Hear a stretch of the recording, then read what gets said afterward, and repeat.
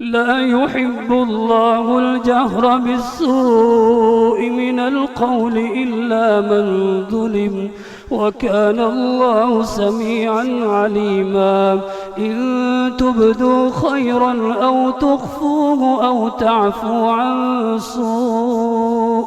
فإن الله كان عفوا قديرا. إن الذين يكفرون بالله ورسله ويريدون أن يفرقوا بين الله ورسله ويقولون نؤمن ببعض ونكفر ببعض ويريدون أن يتخذوا بين ذلك سبيلا، أولئك هم الكافرون حقا، وأعتدنا للكافرين عذابا مهينا.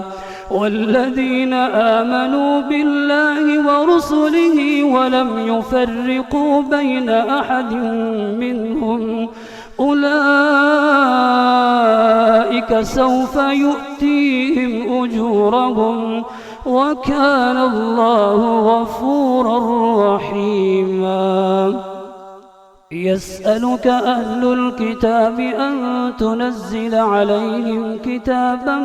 من السماء فقد سألوا موسى أكبر من ذلك فقالوا أرنا الله جهرة فأخذتهم الصاعقة بظلمهم ثم اتخذوا العجل من بعد ما جاءتهم البينات فعفونا عن ذلك وآتينا موسى سلطانا مبينا. ورفعنا فوقهم الطور بميثاقهم وقلنا لهم ادخلوا الباب سجدا وقلنا لهم لا تعدوا في السبت وأخذنا منهم ميثاقا غليظا. فبما نقضهم ميثاقهم وكفرهم بآيات الله وقتلهم الأنبياء بغير حق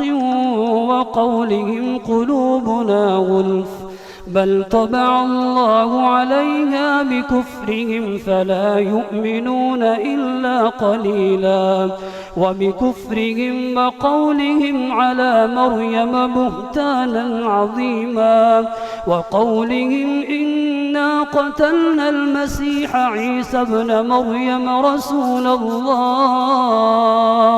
وما قتلوه وما صلبوه ولكن شبه لهم وإن الذين اختلفوا فيه لفي شك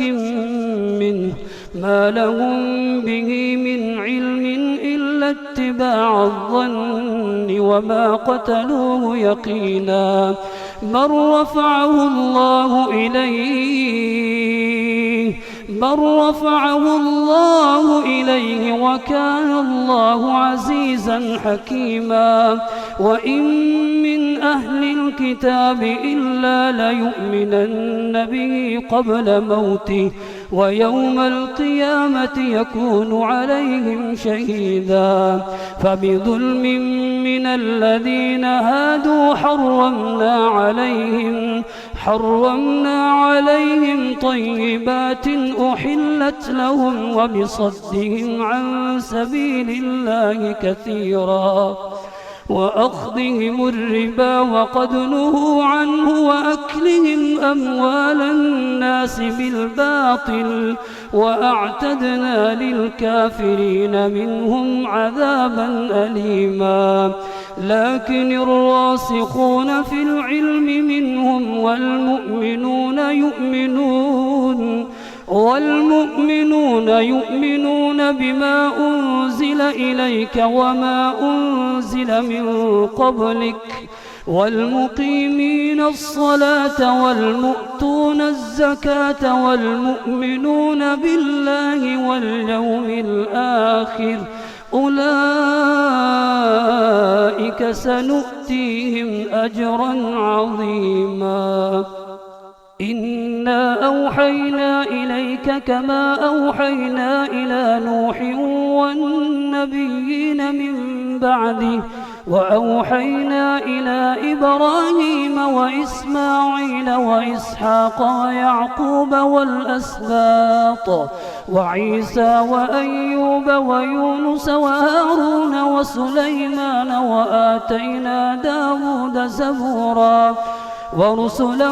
قد قصصناهم عليك من قبل ورسلا لم نقصصهم عليك وكلم الله موسى تكليما رسلا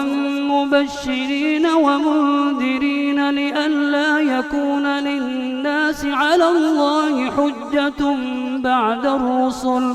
وكان الله عزيزا حكيما لكن الله يشهد بما أنزل إليك أنزله بعلمه والملائكة يشهدون وكفى بالله شهيدا إن الذين كفروا وصدوا عن سبيل الله قد ضلوا ضلالا بعيدا إن الذين كفروا وظلموا لم يكن الله ليغفر لهم ولا ليهديهم طريقا إلا طريق جهنم خالدين فيها أبدا وكان ذلك على الله يسيرا يا أيها الناس قد جاءكم الرسول بالحق من ربكم فآمنوا خيرا لكم وإن تكفروا فإن لله ما في السماوات والأرض وكان الله عليما حكيما يا أهل الكتاب لا تغلوا في دينكم ولا تقولوا على الله إلا الحق إنما المسيح عيسى ابن مريم رسول الله وكلمته ألقاها إلى مريم وروح منه فآمنوا بالله ورسله ولا تقولوا ثلاثة انتهوا خيرا لكم إنما الله إله واحد سبحانه أن يكون له ولد له ما في السماوات وما في الأرض وكفى بالله وكيلا لن يستنكف المسيح أن يكون عبدا لله ولا الملائكة المقربون ومن يستنكف عن عبادته ويستكبر فسيحشرهم إليه جميعا فأما الذين آمنوا وعملوا الصالحات فيوفيهم أجورهم ويزيدهم من فضله وأما الذين استنكفوا واستكبروا فيعذبهم عذابا أليما ولا يجدون لهم من دون الله وليا ولا نصيرا يا أيها الناس قد جاءكم برهان من ربكم وأنزلنا إليكم نورا مبينا فأما الذين آمنوا بالله واعتصموا به فسيدخلهم في رحمة منه وفضل ويهديهم إليه صراطا مستقيما يستفتونك قل الله يفتيكم في الكلالة إن امرؤ هلك ليس له وله أخت فلا نصف ما ترك يستفتونك قل الله يفتيكم في الكلالة إن امرؤ هلك ليس له وله أخت فلها نصف ما ترك وهو يرثها إن لم يكن لها ولد فإن كانت اثنتين فلهما الثلثان مما مما ترك وإن كانوا إخوة رجالا ونساء فللذكر مثل حظ الأنثيين يبين الله لكم أن تضلوا والله بكل شيء عليم. بسم الله الرحمن الرحيم. يا أيها الذين آمنوا أوفوا بالعقود أحلت لكم بهيمة الأنعام إلا ما يتلى عليكم غير محل الصيد وأنتم حرم إن الله يحكم ما يريد. يا أيها الذين آمنوا لا تحلوا شعائر الله ولا الشهر الحرام ولا الهدي ولا القلائد ولا آمين البيت الحرام يبتغون فضلا من ربهم ورضوانا وإذا حللتم فاصطادوا ولا يجرمنكم شنآن قوم أن صدوكم عن المسجد الحرام أن تعتدوا وتعاونوا على البر والتقوى ولا تعاونوا على الإثم والعدوان واتقوا الله إن الله شديد العقاب. حرمت عليكم الميتة والدم ولحم الخنزير وما أهل لغير الله به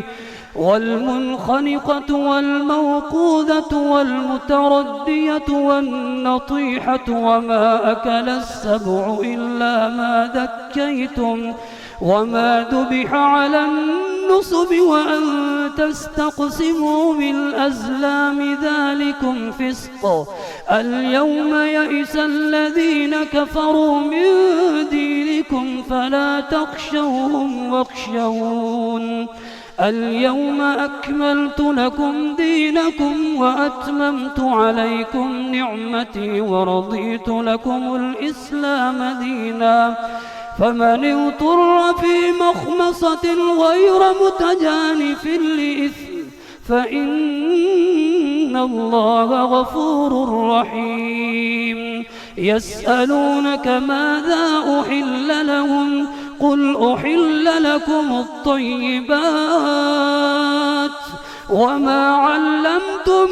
من الجوارح مكلبين تعلمونهن مما علمكم الله فكلوا مما أمسكن عليكم واذكروا اسم الله عليه واتقوا الله إن الله سريع الحساب. اليوم أحل لكم الطيبات وطعام الذين أوتوا الكتاب حل لكم وطعامكم حل لهم والمحصنات من المؤمنات والمحصنات من الذين أوتوا الكتاب من قبلكم إذا آتيتموهن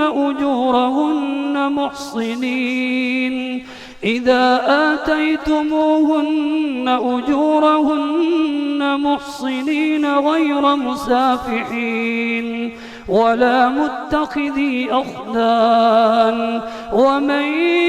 يكفر بالإيمان فقد حبط عمله وهو في الآخرة من الخاسرين.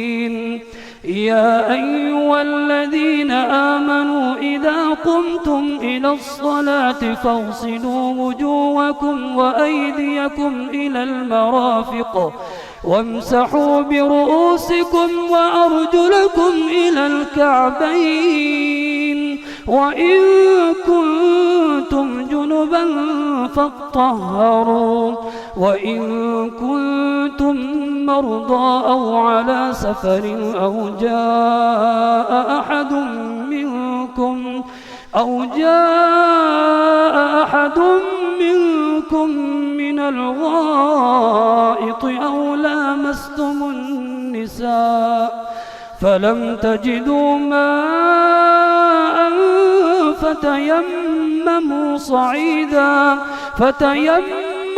صعيدا طيبا فامسحوا بوجوهكم وأيديكم منه ما يريد الله ليجعل عليكم من حرج ولكن يريد ليطهركم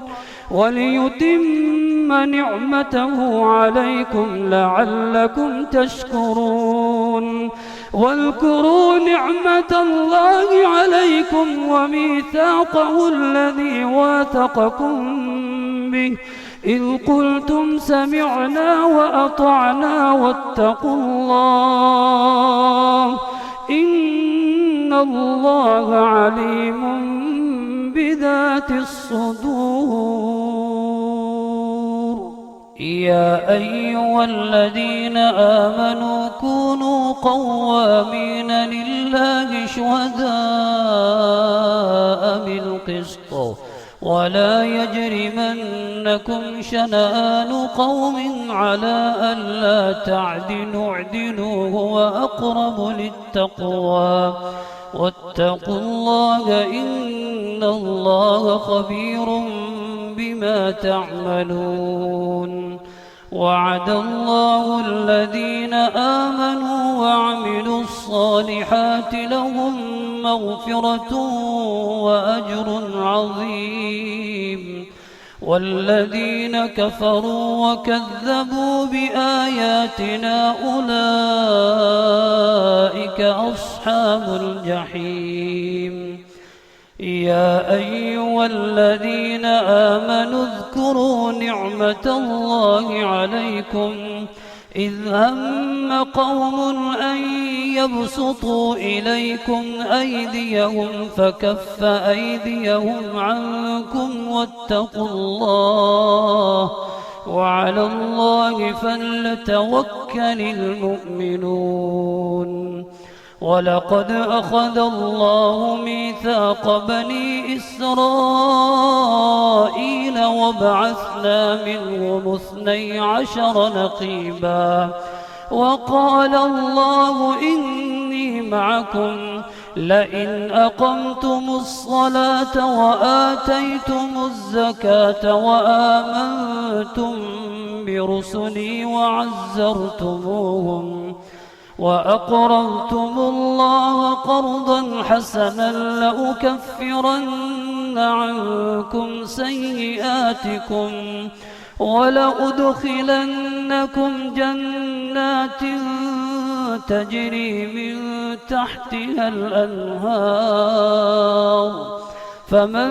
كفر بعد ذلك منكم فقد ضل سواء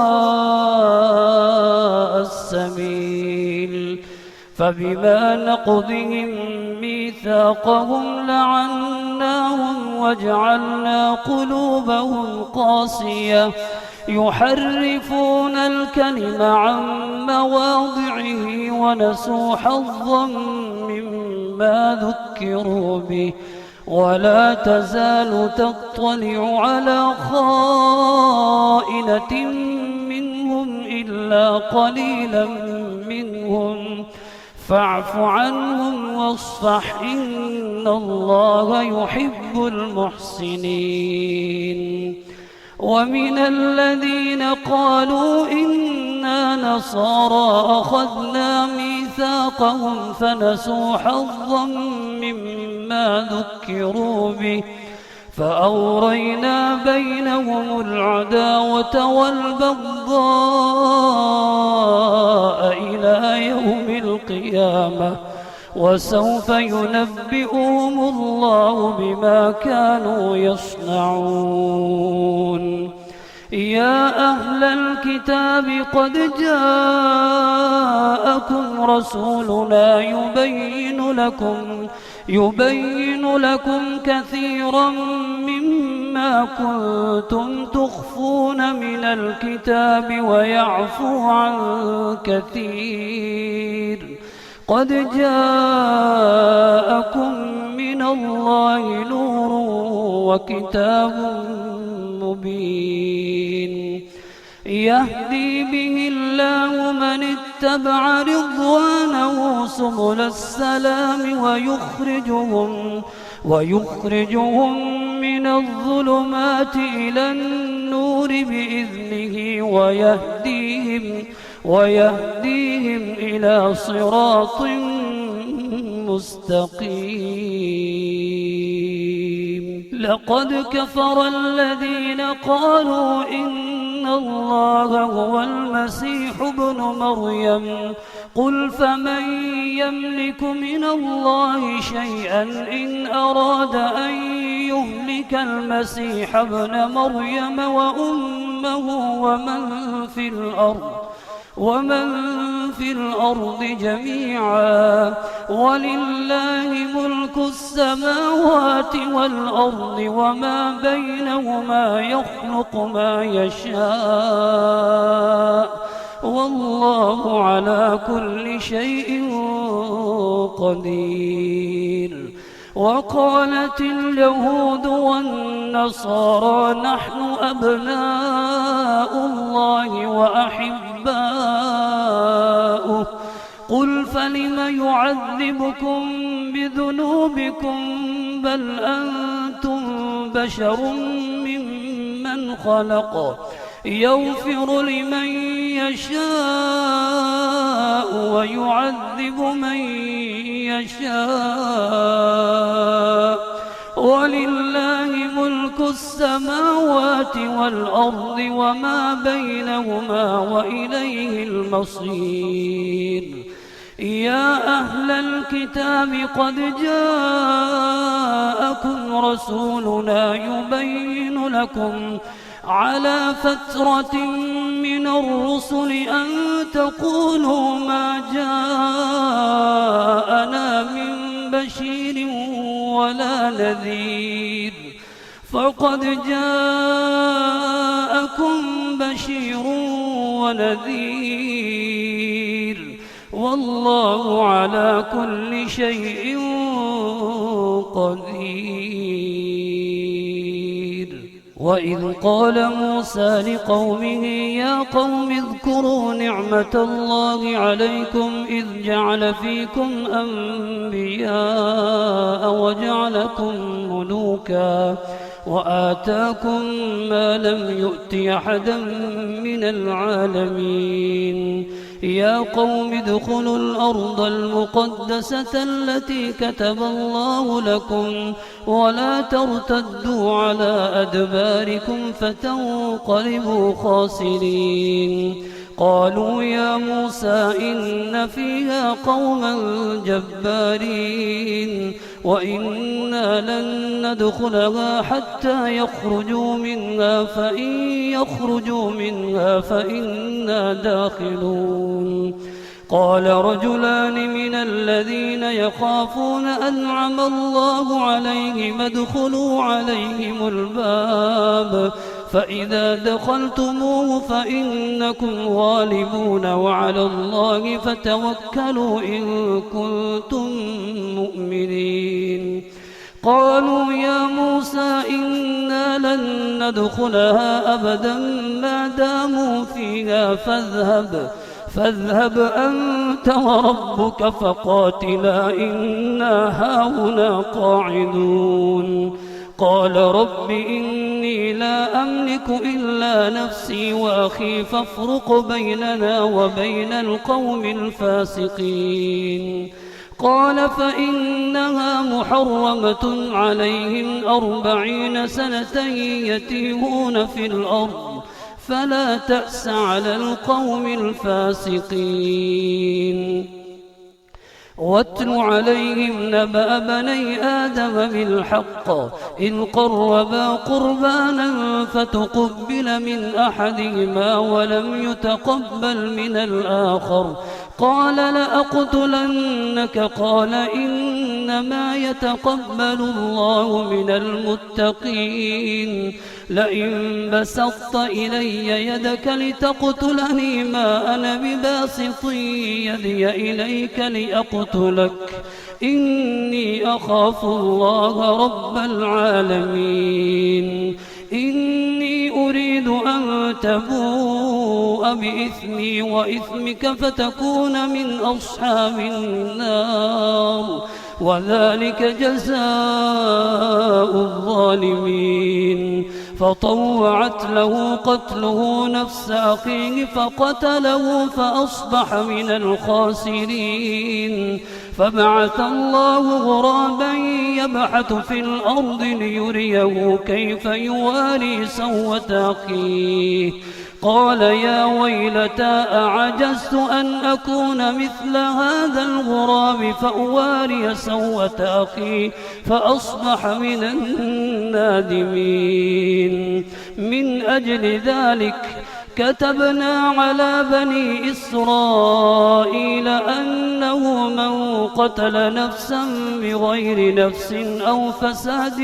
في الأرض فكأنما قتل الناس جميعا ومن أحياها فكأنما أحيا الناس جميعا ولقد جاءتهم رسلنا بالبينات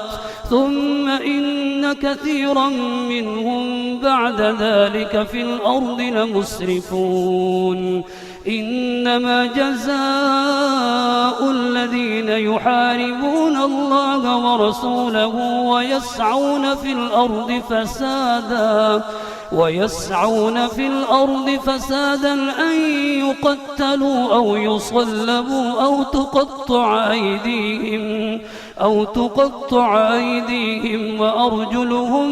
من خلاف أو ينفوا من الأرض ذلك لهم خزي في الدنيا ولهم في الآخرة عذاب عظيم إلا الذين تابوا من قبل أن تقدروا عليهم فاعلموا أن الله غفور رحيم يا أيها الذين آمنوا اتقوا الله وابتغوا إليه الوسيلة وجاهدوا في سبيله لعلكم تفلحون إن الذين كفروا لو أن لهم ما في الأرض جميعا ومثله معه ليفتدوا به من عذاب يوم القيامة ما تقبل منهم ولهم عذاب أليم يريدون أن يخرجوا من النار وما هم بخارجين منها ولهم عذاب مقيم والسارق والسارقة فاقطعوا أيديهما جزاء بما كسبا نكالا من الله والله عزيز حكيم فمن تاب من بعد ظلمه وأصلح فإن الله يتوب عليه إن الله غفور رحيم ألم تعلم أن الله له ملك السماوات والأرض يعذب من يشاء ويغفر لمن يشاء والله على كل شيء قدير يا أيها الرسول لا يحزنك الذين يسارعون في الكفر من الذين قالوا آمنا بأفواههم ولم تؤمن قلوبهم ومن الذين هادوا سماعون للكذب سماعون لقوم آخرين لم يأتوك يحرفون الكلم من بعد مواضعه يقولون إن أوتيتم هذا فخذوه وإن لم تؤتوه فاحذروا ومن يرد الله فتنته فلن تملك له من الله شيئا أولئك الذين لم يرد الله أن يطهر قلوبهم لهم في الدنيا خزي ولهم في الآخرة عذاب عظيم سماعون للكذب أكالون للسحت فإن جاءوك فاحكم بينهم أو أعرض عنهم وإن تعرض عنهم فلن يضروك شيئا وإن حكمت فاحكم بينهم بالقسط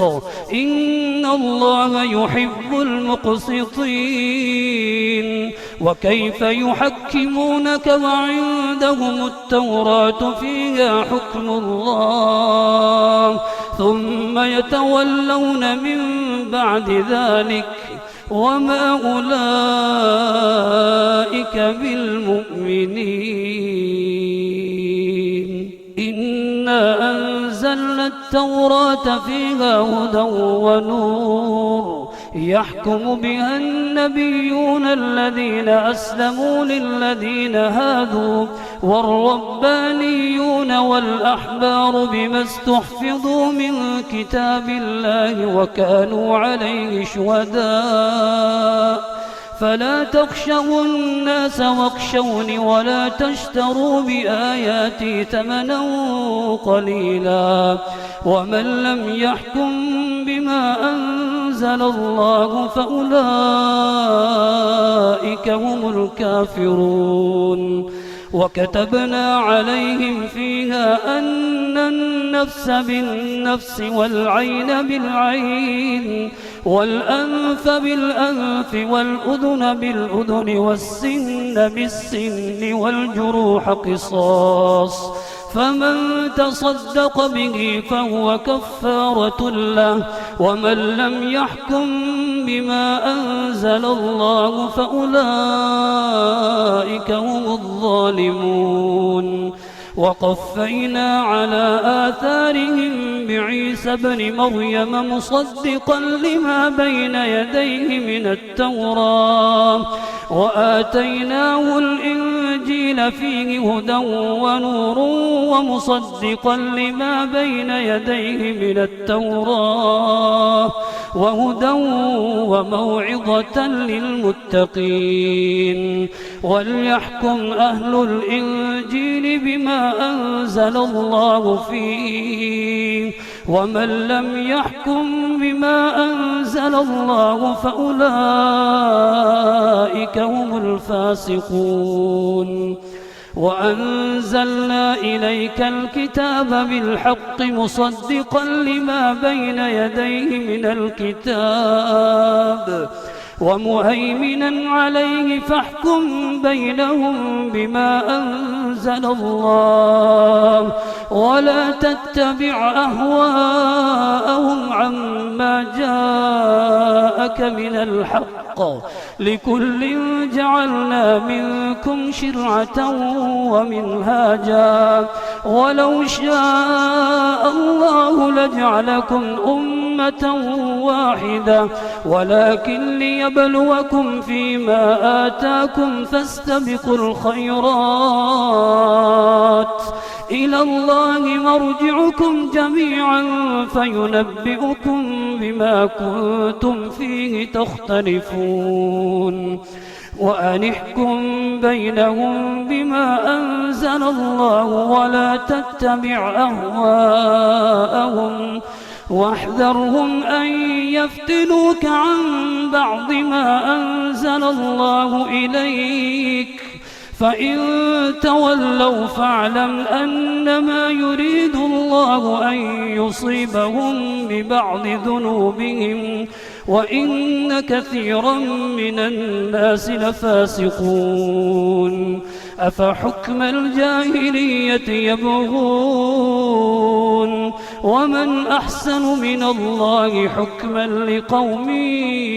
يوقنون يا أيها الذين آمنوا لا تتخذوا اليهود والنصارى أولياء بعضهم أولياء بعض ومن يتولهم منكم فإنه منهم إن الله لا يهدي القوم الظالمين فترى الذين في قلوبهم مرض يسارعون فيهم يقولون نخشى أن تصيبنا دائرة فعسى الله أن يأتي بالفتح أو أمر من عنده فيصبحوا على ما أصروا في أنفسهم نادمين ويقول الذين آمنوا أهؤلاء الذين أقسموا بالله جهد أيمانهم إنهم لمعكم حبطت أعمالهم فأصبحوا خاسرين يا أيها الذين آمنوا من يرتد منكم عن دينه فسوف يأتي الله بقوم يحبهم ويحبونه أذلة على المؤمنين أعزة على الكافرين يجاهدون في سبيل الله ولا يخافون لومة لائم ذلك فضل الله يؤتيه من يشاء والله واسع عليم إنما وليكم الله ورسوله والذين آمنوا الذين يقيمون الصلاة ويؤتون الزكاة وهم راكعون ومن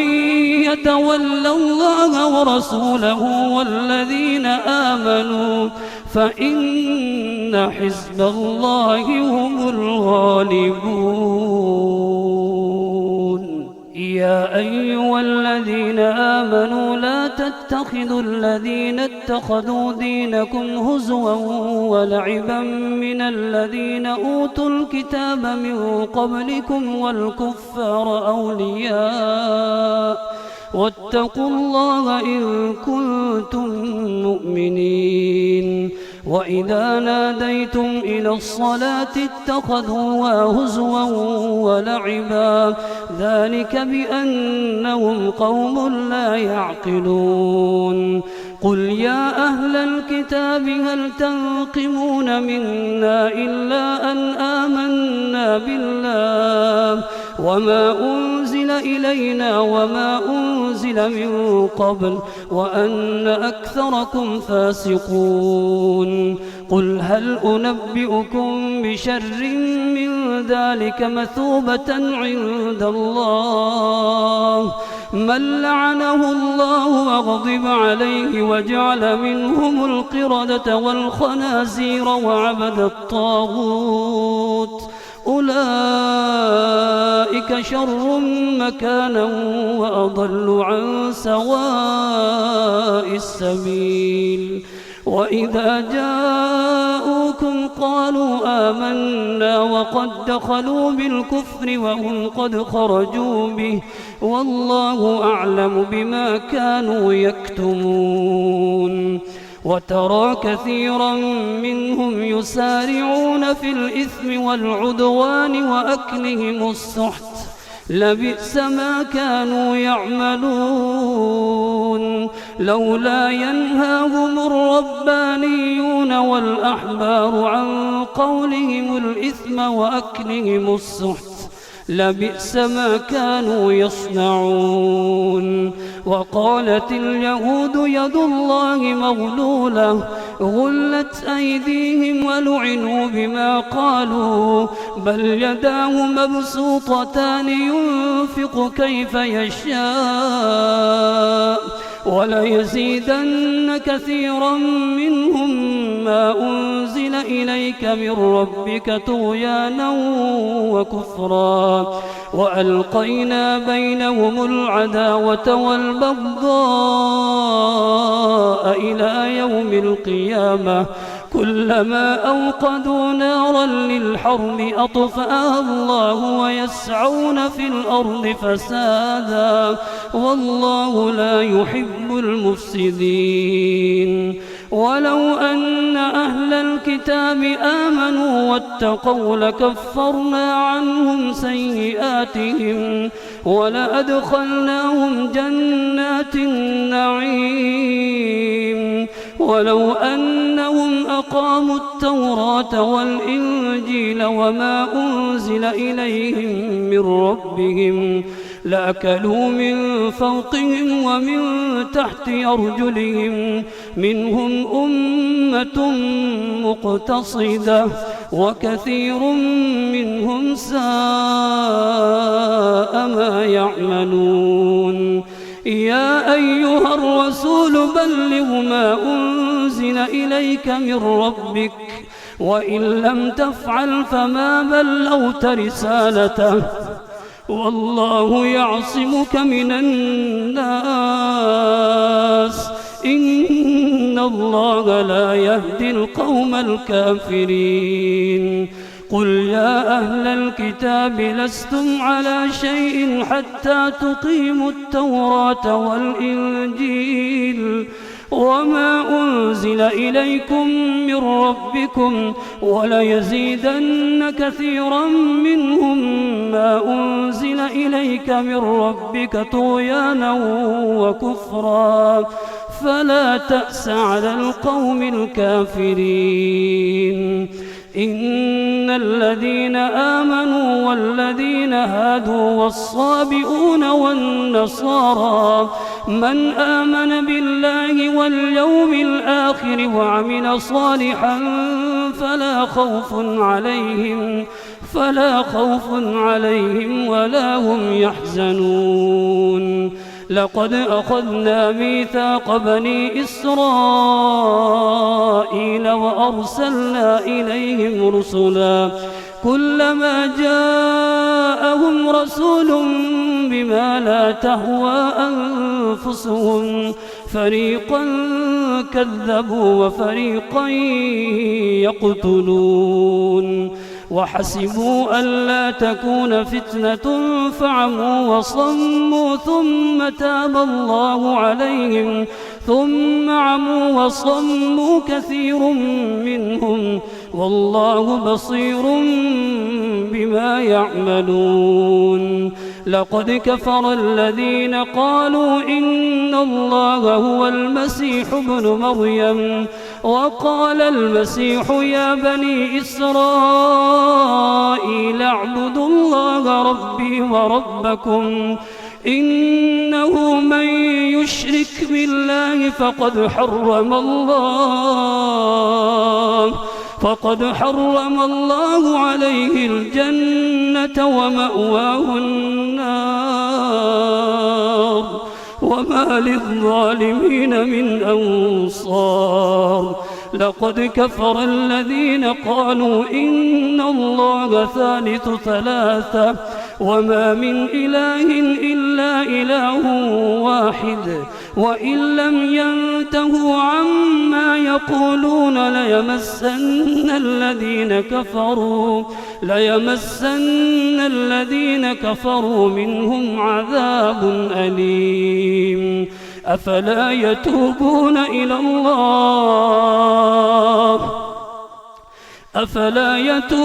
إلى الله ويستغفرونه والله غفور رحيم. ما المسيح ابن مريم إلا رسول قد خلت من قبله الرسل وأمه صديقة كانا يأكلان الطعام انظر كيف نبين لهم الآيات ثم انظر أنى يؤفكون. قل أتعبدون من دون الله ما لا يملك لكم ضرا ولا نفعا والله هو السميع العليم. قل يا أهل الكتاب لا تغلوا في دينكم غير الحق ولا تتبعوا أهواء قوم قد ضلوا من قبل وأضلوا كثيرا وضلوا عن سواء السبيل. لعن الذين كفروا من بني إسرائيل على لسان داود وعيسى بن مريم ذلك بما عصوا وكانوا يعتدون. كانوا لا يتناهون عن منكر فعلوه لبئس ما كانوا يفعلون. ترى كثيرا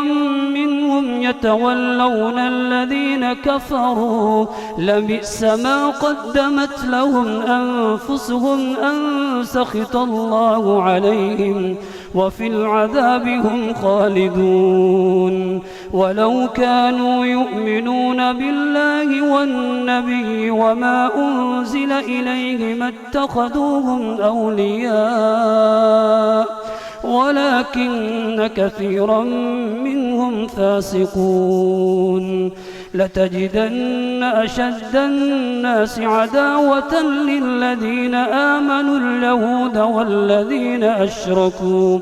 ولتجدن أقربهم مودة للذين آمنوا الذين قالوا إنا نصارى